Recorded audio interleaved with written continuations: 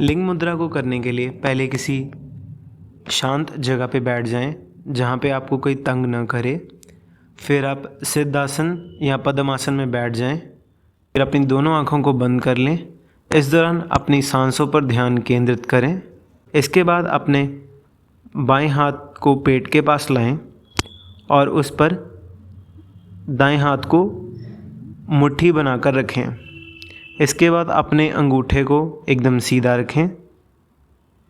इस मुद्रा को आप 10 से 15 मिनट तक कर सकते हैं। लिंग मुद्रा को सुबह शाम किसी भी समय किया जा सकता है।